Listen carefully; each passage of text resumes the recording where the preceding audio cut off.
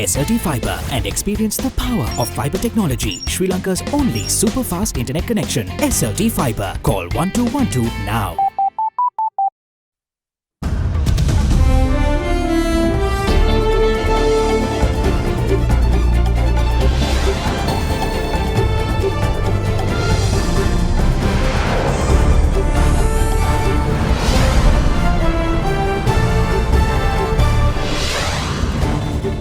Tonight, respite.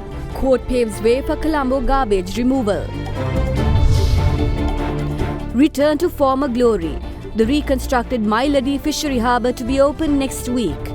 Phase 1 of the Mailadi Fisheries Harbour, which was once accounted for 1/3 of Sri Lanka's fish production, is now complete. I want it that way. UMP's deputy leader lays down his demands. Irresponsible or disjointed? The Straits Times report on Sri Lankan terrorists raises need to crack down on fake news.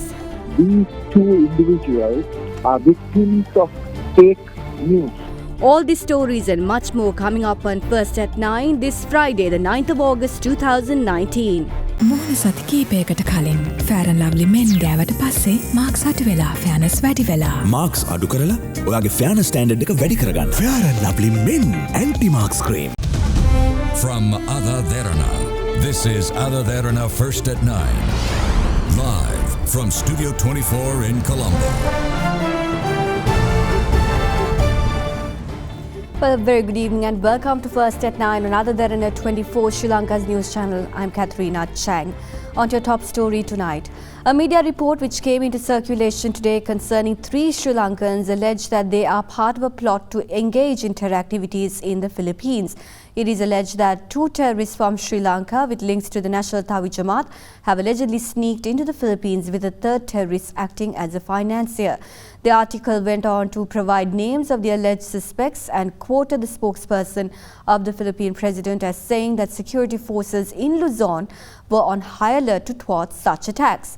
It, however, transpires that the report is baseless, putting the named persons at a severe disadvantage, also making a resounding case for a crackdown on fake news. An article published by the Singaporean media outlet The Straits Times said that at least 2 terrorists from Sri Lanka have allegedly sneaked into the Philippines to train local militants on making bombs and attacking churches and other soft targets north of the country. The media outlet goes on to say that a watch list from the Manila International Airport Authority identified the 2 by name, which were mentioned in the report. It said they are tagged as suicide bombers with kin in the Philippines. The publication goes on to say that one of the identified persons has ties to the National Tawhid Jamaat, the terrorist group accused of carrying out the Easter Sunday attacks. Meanwhile, the report alleges the other had trained children and women in bomb making and holds a Philippine and a Sri Lanka passport, saying that she arrived in the Philippines in November 2018. The article further stated that President Rodrigo Duterte's spokesman Salvador Panilo on Tuesday confirmed that security forces in Luzon were on heightened alert to thwart such attacks. The Straits Times quotes the head of the Philippine Institute for Peace, Violence and Terrorism Research as saying that a 3rd Sri Lankan was also allegedly involved in these plots and played the role as the financer. The article says the alleged financer, however, has so far been unable to sneak into the Philippines. If the report is true, the matter is of grave concern. But is it? This article has no basis because these 2 individuals are victims of fake news. That is, due to a dispute in the families, their enemies have made photographs and articles implicating these 2 innocent people. The Philippine government has verified this information, and Philippine government is also aware that this is fake news, and it is very likely that Philippine government will issue an official statement in the coming days. But what is so important for Sri Lanka is for the government to very clearly say that these 2 individuals are not connected to terrorism. Professor Rohan Gunaratna went on to say that the government must take measures to introduce legislation to counter fake news and highlighted the importance of responsible reporting. So it is essential for Sri Lanka to enact legislation on online falsehood and also manipulation of news. So it is high time for the Sri Lankan parliamentarians to enact legislation that criminalize this kind of activity taking place. If such a bill is not passed, I believe there will be more such fake news in the coming days and coming months. Journalists by nature, they want to get the news out super fast. So even very credible newspapers, they will run such stories. So that is why it is also important to make sure that journalists are properly trained, that they have a basic knowledge, a background on terrorism. Meanwhile, Colombo Municipal Council has finally taken measures to remove heaps of garbage that accumulated on roadside in Colombo by dumping them at the Arwakalu sanitary landfill from last night. According to Municipal Commissioner of Colombo, Palitana Nyakara, the decision came after the Court of Appeal delivered an order preventing any interruptions to the garbage clearance process. Ministry of Megapolis and Western Development decided to terminate dumping garbage accumulated in Colombo at the Keravalapitia waste site last Monday due to the site exceeding its capacity. This resulted in garbage being piled up along roadside in Colombo over a period of 4 days, with tourists also having to suffer its ill effects.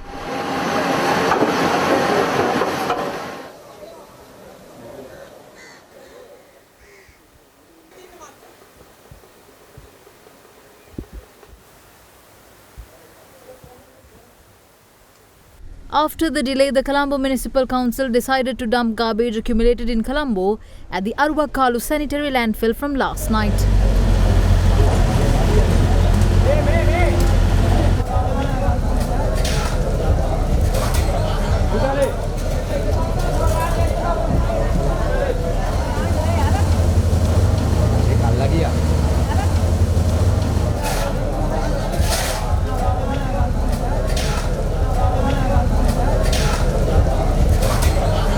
Speaking to First at 9, Municipal Commissioner of Colombo, Palitana Nyakara, said that all the garbage is cleared from roads in Colombo. He added that 15 garbage trucks left Colombo to Arwakalu sanitary landfill last night amid rain and the rest was sent today.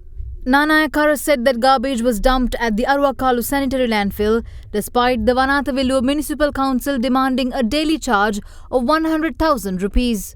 In the meantime, following an appeal, the Court of Appeal has given an order preventing any disruptions to the process of dumping garbage to the Arwakalu site. Heaps of garbage, however, was still seen near the National Hospital in Colombo this afternoon as well.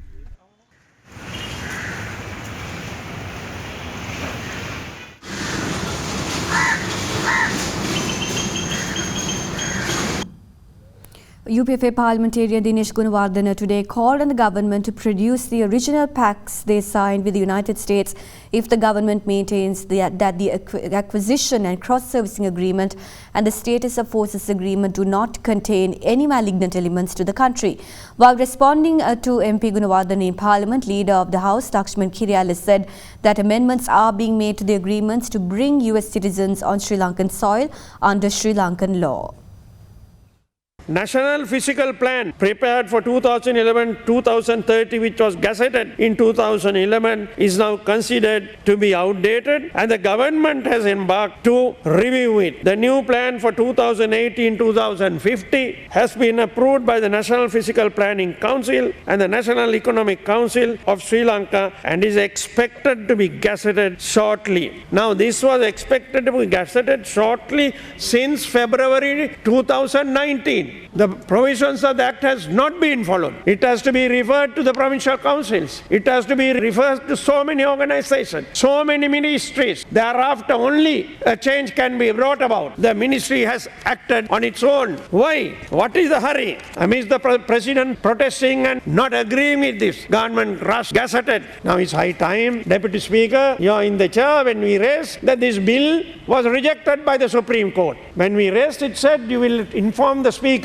for the withdrawal of the bill from the House according to the Constitution. Up to now, the government has not withdrawn the bill. One of the leading analysts on these subjects warned on the Millennium Development Challenge, how it encroaches from Trincomalee to Colombo. The corridor that is to be set up, under which the United States military forces or other forces can have their own law. They'll be above the Sri Lankan law. Can the government deny this? If you're denying, you produce the document that you all have engaged in. Why can't you bring it to Parliament? You are saying you will be amending. Amending what? You place before the House the original.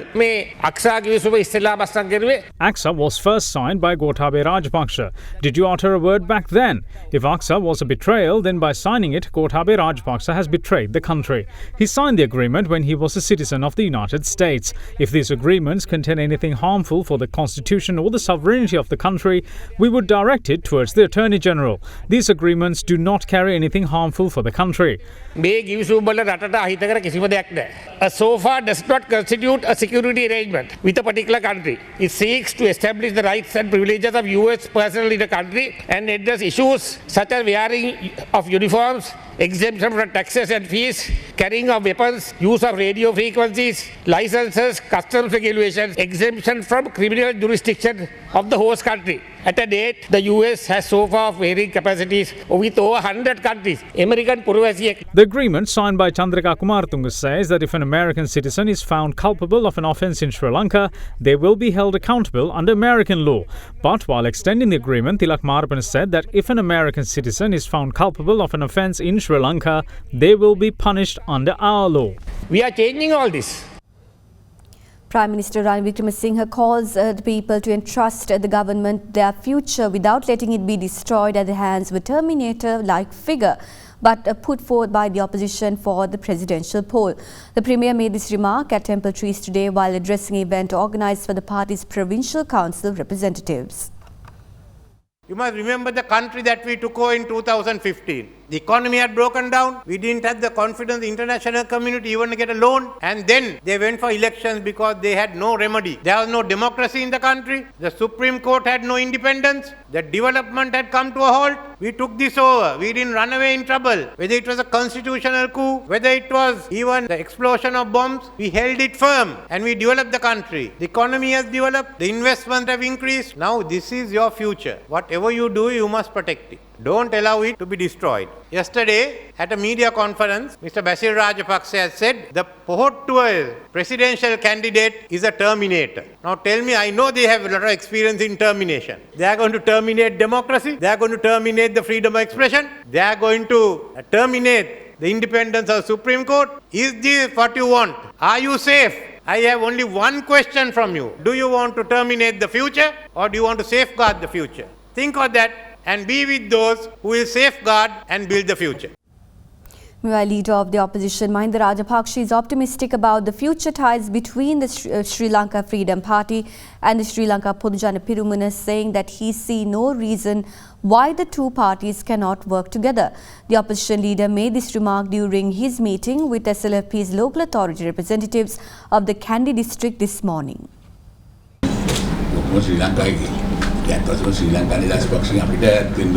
We are all from the Sri Lanka Freedom Party. We had to distance ourselves from the SLFP since they joined hands with the UNP. We have no other issue with the SLFP. There is a change in that situation today and we see no obstacles to working together. We will ensure that members of the SLFP who work with us are not treated unfairly. Many of them worked for me during the presidential election, but a small group pledged support to the UNP. Even one vote matters during an election. I met with the President and we had a successful discussion, so we have no issues in working together. Our main objective is to defeat the UNP. They are struggling to find their candidate today. We will be announcing our candidate on the 11th and we request from our party members to work together.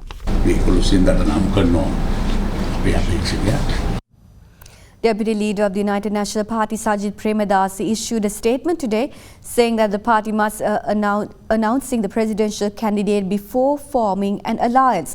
While agreeing with the necessity to form a new alliance, Premadasi says the alliance will be able to gain the support of many parties and will transform into the winning faction only if its presidential candidate is announced first. This comes at a time when Prime Minister Ranil Wickremesinghe had announced that the Democratic National Front will be formed before the end of this month.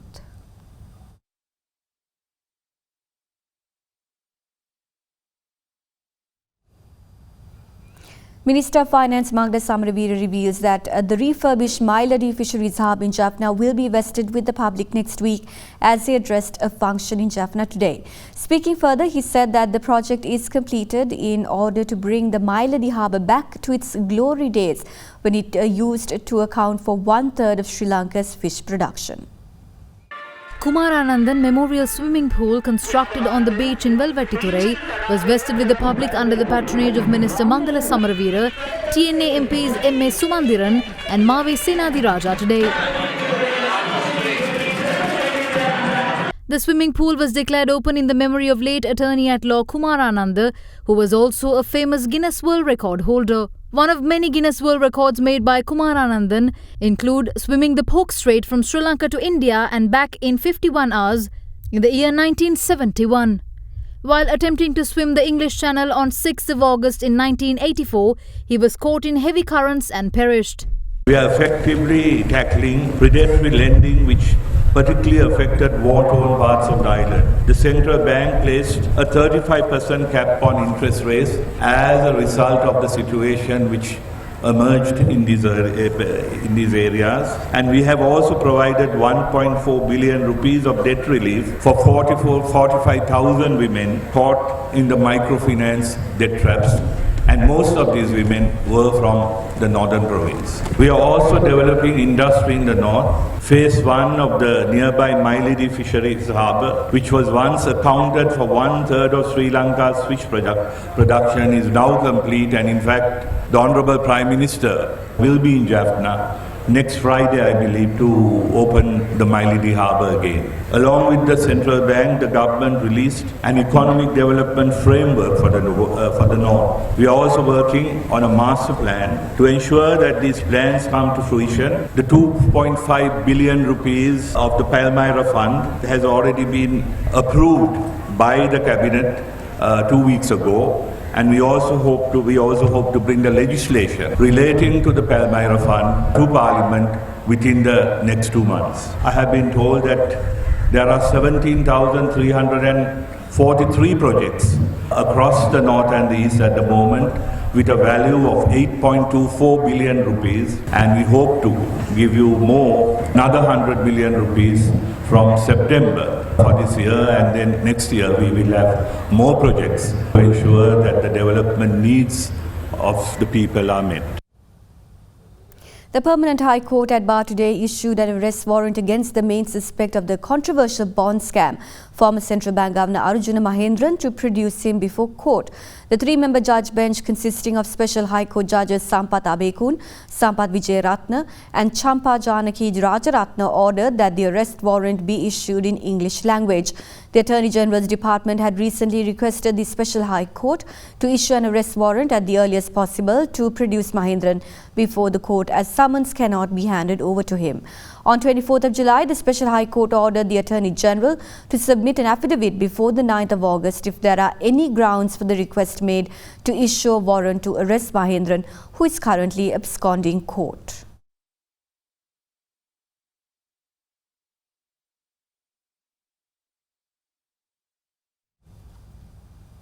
The Attorney General has requested the Chief Justice for the Constitutional of a trial at bar at the Homagama High Court to hear the case pertaining to the abduction and murder of journalist Pragit Eknaligoda. Coordinating Secretary to the Attorney General, State Counsel Nishara Jaratne, informed that the AG has filed 17 charges against 9 Army intelligence officers of Giritale pertaining to the case. The Attorney General requests that the Chief Justice appoint 3 judges of the High Court to constitute a High Court at bar for the trial of the accused.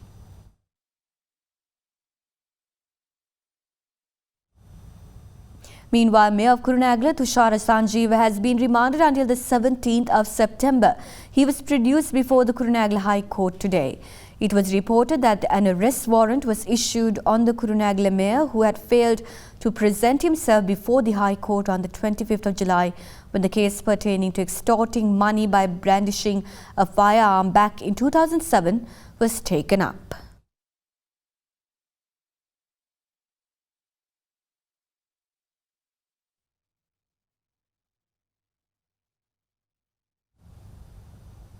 On to other local news, the Kurunegala magistrate ordered to move the case filed against Dr. Mohammed Shafi to the 12th of December, when it was taken up this morning. Dr. Shafi is accused of allegedly amassing assets through suspicious means, performing illegal sterilization surgeries and having links to terrorist activities. The Criminal Investigation Department presented a 12-page report containing details on the probes pertaining to the case against Dr. Shafi. The defense and the prosecution subsequently presented submissions to the court.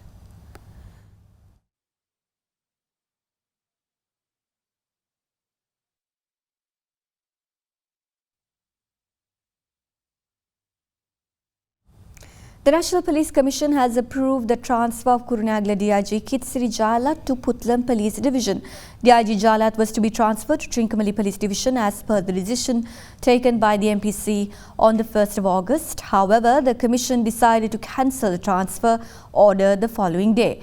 DIG Jalat is reportedly facing an internal inquiry into his conduct over what has resulted in a deeply divisive issue following allegations levelled at Dr. Mohammed Shafi of Kurunegala Hospital for allegedly performing non-consensual sterilisation on several mothers. The DIG is also facing allegations of provided information to media without consulting the IGP.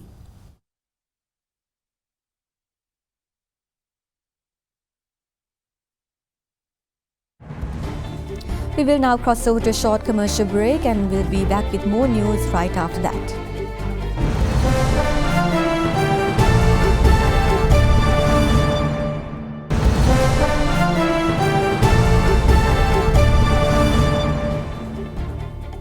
The country has been experiencing some strong winds accompanied by heavy downpour over the last several days, with property damage as well as other disruptions reported in certain areas.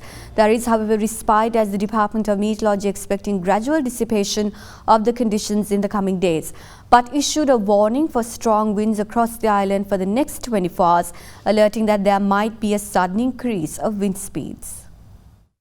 Issuing an advisory for the next 24 hours today, the Department of Meteorology warns of the possibility of sudden increase of wind speed up to 50 to 60 km per hour in northern, north central and northwestern provinces and in Trincomalee and Matale districts. Showers or thunder showers are also forecast in western, Sabaragamuwa, central, southern and northwestern provinces. Fairly heavy rains of over 75 millimeters are also expected in those provinces, with the addition of Gaul and Matara districts. The Met Department, however, expects the prevailing windy condition to reduce during the next few days. Around 15 districts been affected due to strong wind blown over the country. 1,124 houses been partially damaged and 17 houses fully damaged in several districts. Ratnapura, Kegol, Putlam, Nuwara, Hambantota, Mullaitivu, Gampaha, Kalutara, Vavuniya, Gaul, Kurunegala, Trincomalee, Batticaloa and Anuradhapura. So these districts been affected with the strong wind. 4,918 people been affected with the situation. Especially we are requesting from the public, if any houses been observed as damaged by the strong wind, they need to contact the Gram Nildhari immediately and fill the forms, and after the assessment all the funds will be given to those affected. Fishermen and fishing communities and the naval communities are thoroughly advised to be very vigilant, especially the northern sea area and the Arabian Sea area, the Bay of Bengal area. That might be a storm condition for the rough seas. The wind could be expected 70 to 80 kilometers per hour. If any queries that people can access via 117 call center, which is running into 24/7 basis. President Maithripala Sirisena, who is currently on a 4-day visit to Cambodia, engaged on a tour of one of the country's iconic archaeological sites, Angkor, today. Angkor is a UNESCO World Heritage Site in Cambodia's northern province of Siem Reap. The President was accompanied by Deputy Prime Minister of Cambodia during the tour.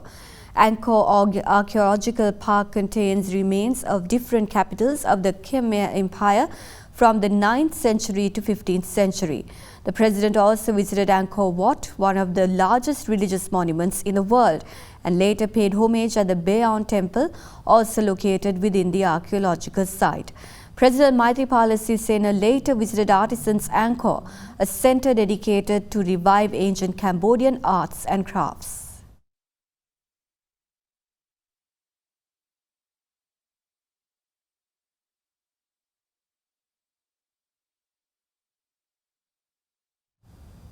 Sri Lankan Airlines has suspended operations to Cochin of India until Sunday, the 11th of August, following the closure of the airport due to floods.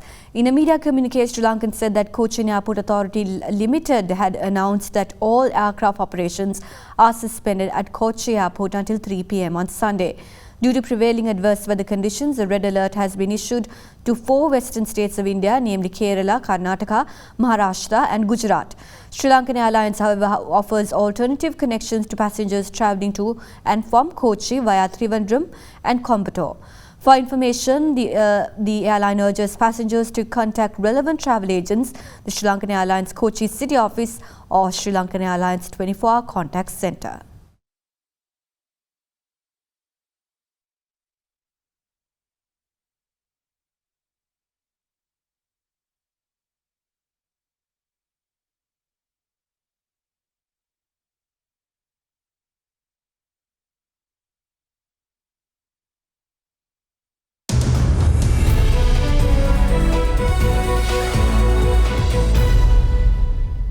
Sri Lankan shares rose over 1% today, posting their 7th straight weekly gain as investors bought beverages and banking stocks. The benchmark all-share price index ended 1.1% firmer at 5,943.11, its highest close since July 30th. Meanwhile, turnover was 1.2 billion rupees more than this year's daily average, of about 641 million rupees so far. Let's now take a look at how the Colombo Bourse performed during the week. During the week, the ASP gained 0.8%, recording the 7th consecutive weekly gain. Meanwhile, the S&P SL20 increased by 1.7%. The average daily turnover for the week was down from last week to 637 million rupees. Manufacturing sector recorded the highest sector turnover during the week, whilst the second highest was seen in banks, finance and insurance sector.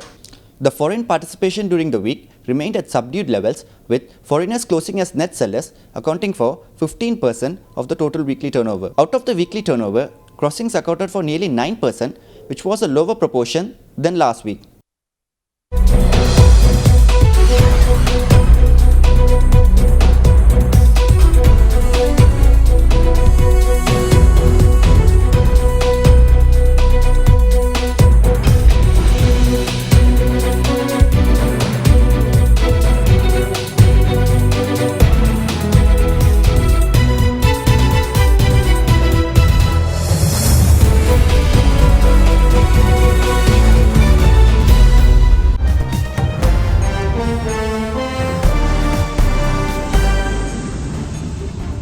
The US has called China a thuggish regime after Chinese state newspaper published the name and photo of a US diplomat talking to activists. China dismissed the remark as what it called gangster logic. The China has repeatedly accused the US of interfering in Hong Kong. The exchange came amid fresh demonstrations in Hong Kong, where protesters gathered at the airport. They waved protest banners at arrivals to raise international awareness. Hong Kong has seen weeks of demonstrations sparked by anger at a proposed extradition bill between the former British colony and mainland China and evolving into demands for greater freedoms.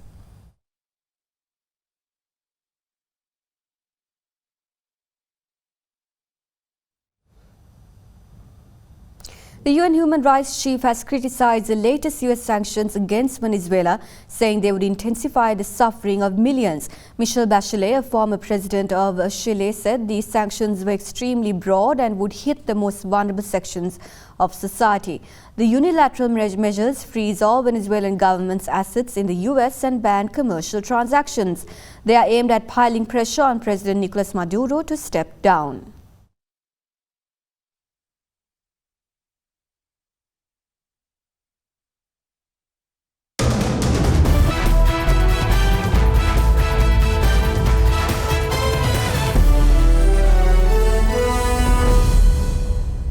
Sri Lanka cricket has announced its 15-member squad for the first two-match test series against New Zealand, set to get underway in Galle.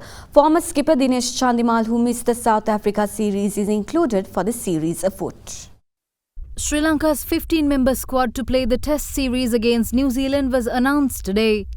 The first test match will commence on the 14th of this month at the Galle International Cricket Stadium.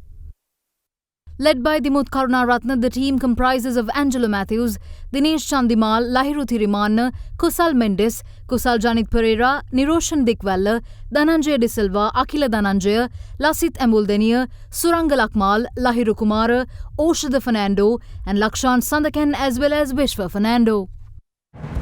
And with that, we conclude this edition of First at 9. Thank you for joining us and have a pleasant evening.